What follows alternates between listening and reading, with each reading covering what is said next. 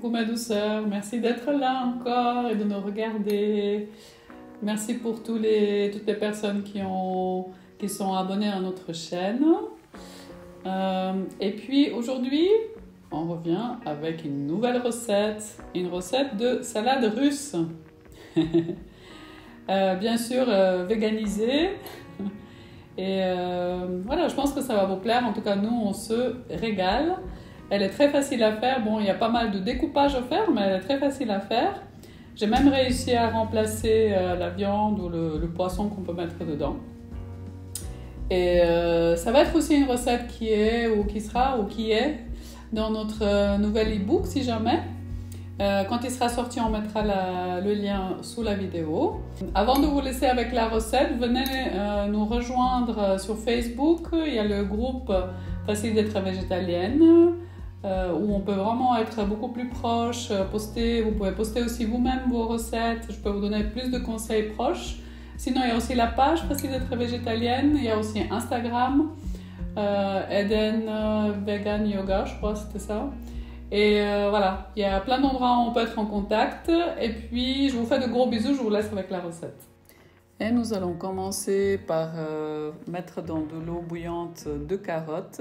Cette fois-ci, j'ai décidé de les couper déjà en petits morceaux, comme ça c'est plus facile.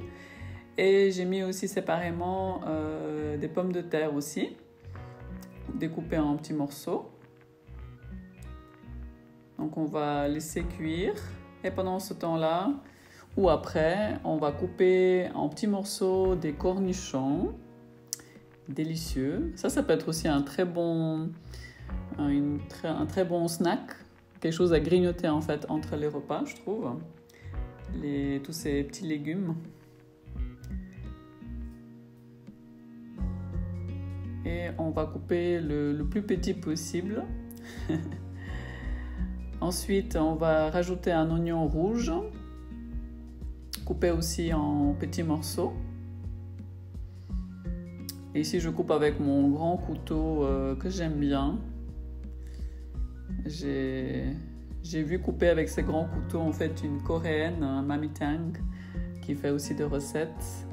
Et je trouve que c'est génial. Il faut faire attention avec, mais c'est tellement agréable à couper avec un couteau comme ça.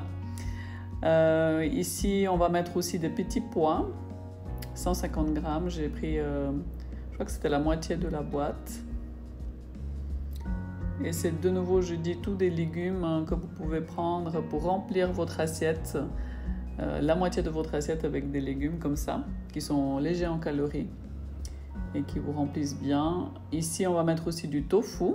Je voulais mettre quelque chose qui remplace la viande ou le poisson. Donc, j'ai mis la moitié d'un paquet de tofu fumé. J'aime beaucoup le tofu fumé parce qu'il n'y a pas besoin de lui donner du goût, il en a déjà. C'est super bon dans vos plats. En petits morceaux encore. Et on rajoute les carottes déjà cuites et les pommes de terre. Et ça fait de magnifiques couleurs en plus. Et ici, j'ai décidé pour remplacer la mayonnaise ou l'huile, de mettre du houmous. Et j'ai pris de nouveau un peu moins de l'entièreté de la petite boîte là de houmous. C'est ce que je fais aussi pour ceux qui me suivent pour mes petites sauces. Je rajoute du citron. Comme ça allège le houmous. Surtout si on l'a acheté dans le commerce, il est avec de l'huile. Donc ça allège les calories et c'est délicieux. J'ai rajouté le reste des pommes de terre. Et puis voilà, on va mettre la sauce de houmous. Celui-là, il était au basilic d'ailleurs. Hein, il était délicieux. Et on va mélanger le tout. Et comme vous voyez, ce houmous, ça suffit avec le citron, ça donne un super bon goût. On va rajouter du sel tout simplement. Et aussi, si vous voulez un peu du poivre, si vous voulez quelque chose de piquant aussi. Et puis voilà, je vous souhaite un bon appétit. J'espère que cette recette va vous plaire. Merci d'avoir regardé la recette. J'espère que vous allez la faire à la maison. N'hésitez pas à me mettre en commentaire comment vous l'avez trouvée.